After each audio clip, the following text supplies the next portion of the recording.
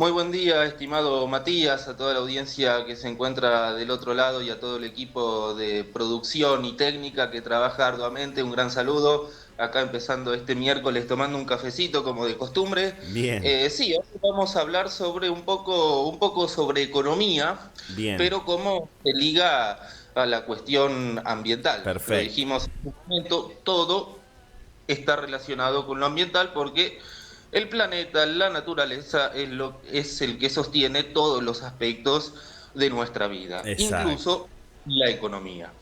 Entonces, bueno, esta idea surge o yo la descubro viendo un documental hecho por la televisión pública española que se llama Comprar, tirar, comprar.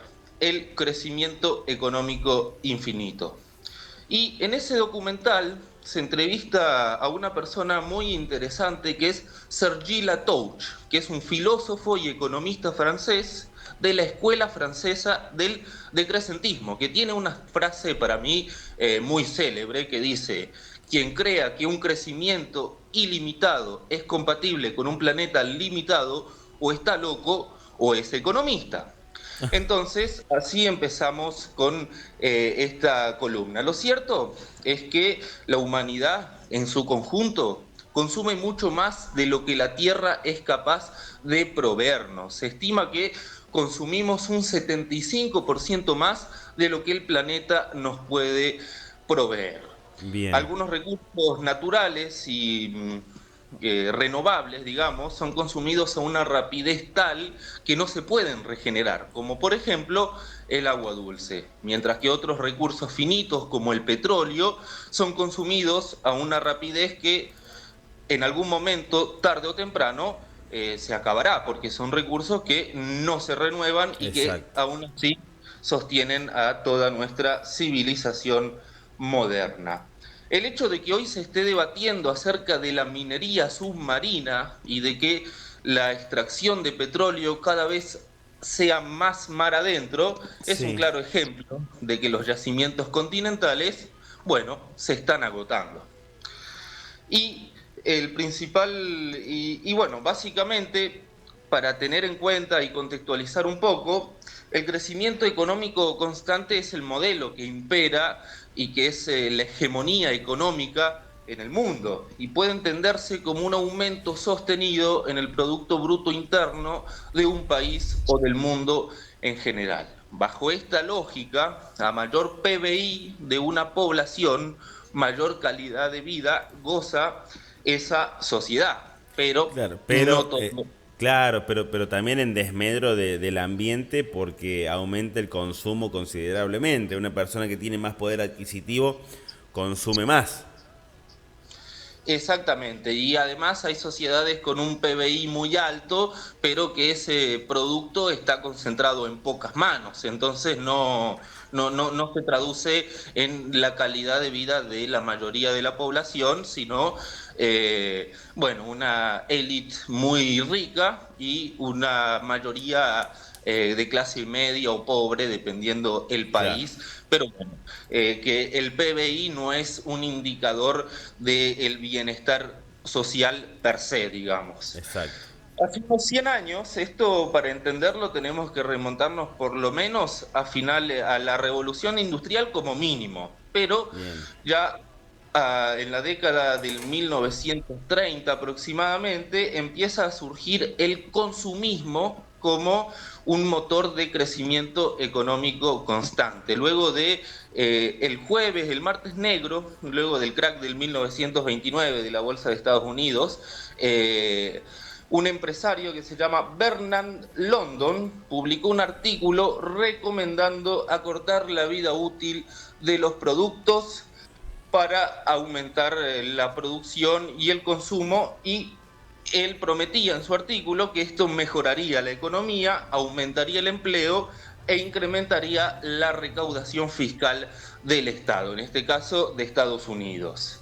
Muchas empresas, siguiendo la observación de London, comenzaron a replicar la obsolescencia programada, algo que había inventado pocos años antes el clan Phoebus, un conglomerado de las principales empresas electrónicas del momento, Sí, que acordaron acortar a la mitad la vida útil de las bombillas de luz, y luego la obsolescencia programada no es solo para las bombillas de luz, sino que tal fue cual. para casi todos los productos, Exacto. desde los automóviles hasta los textiles.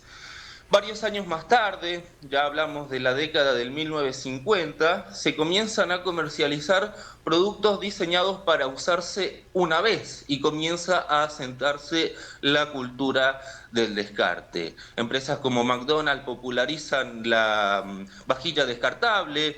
Otras empresas de bebidas empiezan a quitar del mercado los envases retornables y a popularizar los envases descartables, y así, con el paso del tiempo, ahora nos resulta normal que las cosas duren poco o directamente estén diseñadas para utilizarse una sola vez, como Tal por cual. ejemplo una afeitadora desechable, que hace un par de años uno le cambiaba la cuchilla y Claro, y la listo. seguía usando, exactamente.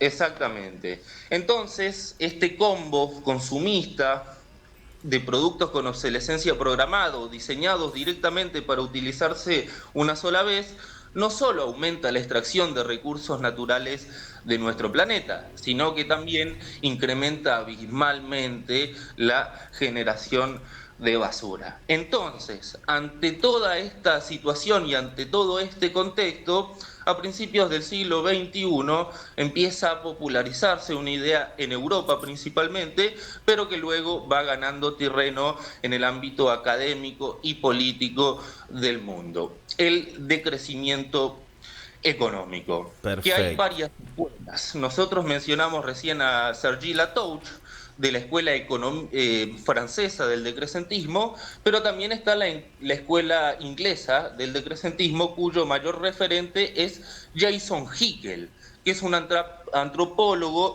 e historiador económico británico, que dice que eh, que la historia del capitalismo como modelo económico siempre ha hecho, para el crecimiento económico, de la parcelación de los bienes comunes, es decir, que se dividen y se privatizan las tierras o los recursos, digamos. Bien, Uno de los ejemplos que él da, el autor, es la parcelación de las tierras. Las bien, tierras comunales han sido históricamente utilizadas para la agricultura de subsistencia de los pueblos, ¿no? claro. Pero hace unos años en Inglaterra y en todas las colonias que Inglaterra tenía, tanto en América como en África, comenzaron a parcelarse las tierras y a obligar a los campesinos a trabajar más para poder seguir accediendo a estas tierras. Entonces, él dice, se crea una escasez artificial, porque la tierra es la misma, pero ahora el campesino debe trabajar más para acceder a lo mismo que antes le era accesible. ¿Por Claro. qué? Porque ahora deben renovar, ahora esas tierras ya no son comunales, son Claro. privadas, se tienen que alquilar, y estos alquileres se renuevan periódicamente en base a la productividad. Entonces tienen que mantener una productividad mínima o en aumento para poder seguir manteniendo ese alquiler. Hoy las personas siguen sintiendo la fuerza de la escasez artificial bajo la permanente amenaza de desempleo. Esta es una frase textual de Hickel, que dice que los trabajadores tenemos que ser cada vez más disciplinados y productivos si no queremos perder nuestro trabajo en favor de alguien más disciplinado y productivo y obviamente necesitado. Pero Claro. esto conlleva una paradoja, dice Hickel. Mientras más sube la productividad, menos personas se necesitan para producir estos bienes y servicios. Entonces, la escasez crea partidarios del crecimiento, perdón. No obstante, Hegel sostiene que el crecimiento económico infinito nunca va a resolver la escasez, ya que en lugar de traducir las increíbles ganancias de la gigantesca productividad en jornadas laborales más cortas y salarios más dignos, la élite ha captado ese beneficio para sí mismo. De esta forma, el modelo transforma las ganancias más espectaculares no en abundancia y libertad humana, sino en nuevas formas artificiales de escasez que hacen que el engranaje siga girando, dice. Esta escasez evidentemente también opera en el plano del consumo, Claro. eh, porque el crecimiento económico también necesita encontrarle un consumidor al aumento de la producción. Entonces, para ello, se aumentan los deseos de los sujetos mediante campañas de marketing, eh, se utiliza la obsolescencia programada o se populariza los artículos diseñados para utilizarse una vez. Entonces, esto obliga al sujeto a trabajar en jornadas innecesariamente largas, dice Hickel, desencadenando entonces una escasez de tiempo. Y esta falta de tiempo obliga a las personas a pagar por servicios que fácilmente podrían haber satisfecho por ellos mismos, como por ejemplo cocinar, limpiar la casa o cuidar de sus propios hijos. Entonces, a grandes rasgos, según Hickel, así funciona el crecimiento económico infinito. Y como dice Sergi Latouche, este modelo está destinado a colapsar tarde o temprano. En respuesta, los decrecentistas económicos proponen un sistema cuyo objetivo sea garantizar y satisfacer las necesidades humanas en lugar del actual, que tiene como principal propósito aumentar la rentabilidad y las ganancias, que generalmente suelen concentrarse en pocas manos. Y Claro. entonces, sí, Es cambiar el ángulo de la mirada y el foco, porque ahora está todo concentrado en, en los grandes conglomerados económicos que lo que hacen es producir. Ellos todo lo que hacen es facturar y es generar ganancias. Entonces, ¿en pos de qué? Y se valen de lo que sea. Y es por eso que se ha generado todo eso, claro. exactamente. Y mucha producción en realidad no encuentra un nicho de consumo. Por ejemplo, se ha confirmado que marcas de ropa de alta gama, si se quiere, como Burberry, por ejemplo, Sí, ha destruido su excedente de producción en lugar de liquidarlo. ¿Por qué lo destruye y no lo liquida? Porque ellos no quieren perder la imagen de exclusividad que proyecta la marca. Es una marca que solo pueden poseer unos pocos, porque es una exacto. marca cara. Y si alguien paga $250 por una camisa y después la ve que la está usando un pibe de barrio bajo porque la consiguió por tan solo $15 en un outlet, bueno, pierde esa imagen de exclusividad y ya se asemeja a Exacto. otras marcas, Claro, ¿no? claro, Eh, claro, claro. entonces, estas son algunas de las cosas ilógicas que suceden dentro del modelo del crecimiento constante e infinito. Y bueno, estas son algunas de las cosas que sugiere. Y bueno, lo que dicen los decrecentistas y lo que proponen es una serie de medidas que incluyen la redistribución de los bienes y la riqueza, la reducción de la jornada laboral, garantías de trabajo y salarios dignos, ampliación de la riqueza pública, implementar una economía circular eficiente y eliminar el consumo que no aporta ningún beneficio social o humano. Podemos concluir que entonces, como decías, que el decrecimiento propone una reorganización radical de la economía. Con las reformas que proponen, Hickel asegura que las personas podrían trabajar menos sin ninguna pérdida de su calidad de vida.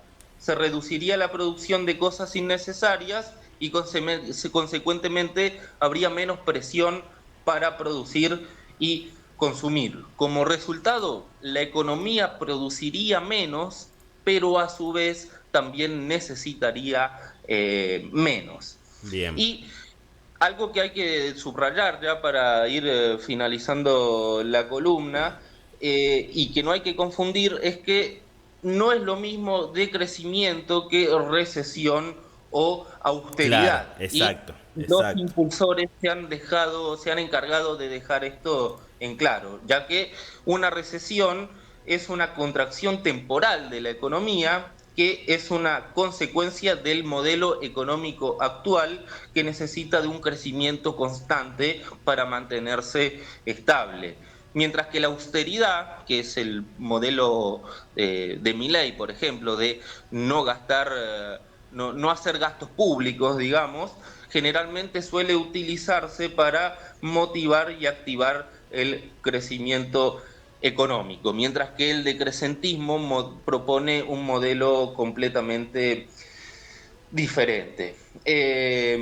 Esto no es una idea locada, no son solo algunos académicos que escriben y reflexionan sobre esto, sino que ya ha traspasado las fronteras académicas y ya está también en el ámbito político. Por Bien, ejemplo, el expresidente de Irlanda, que es un país pionero en político ambiental, Michael D. Higgins, instó en su momento a reequilibrar la economía, la ecología y la ética a través de una drástica reducción de la producción y el consumo. Y en esa sintonía, en 2023, un bloque de la Unión Europea comenzó a investigar internamente si es factible implementar este modelo decrecentista en su economía. Entonces, bueno, tomémoslo como una idea para abrir el panorama, para abrir nuestra bien, visión y exacto. para tener en cuenta que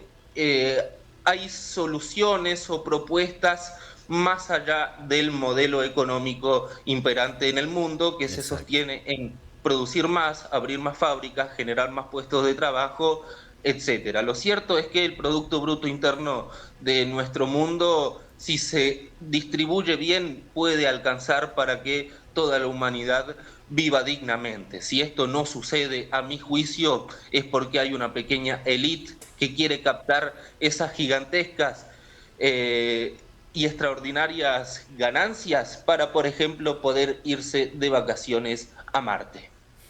Muchísimas gracias, Maiko, por tu columna. Un tema interesantísimo para seguir profundizando y para seguir meditando, obviamente, como decías vos, otra mirada de que es posible cuidar el medio ambiente sin necesidad de desangrarlo. Así que gracias por esta columna de hoy. Te mando un fuerte abrazo. Exactamente, Matías, un gran abrazo a todo el equipo que trabaja arduamente, a toda la audiencia que escucha atentamente y nos reencontraremos el próximo miércoles. Tengan una excelente jornada. Muchas gracias, Maiko. Ahí pasaba con nosotros Maiko Martini, periodista ambiental, tratando un tema importantísimo, como es esta mirada, este nuevo enfoque sobre la economía y también el cuidado del medio ambiente. De crecimiento económico para un desarrollo social sostenible. ¿Es posible? Hay estudios y así que es una nueva mirada para poder afrontarlo. Nosotros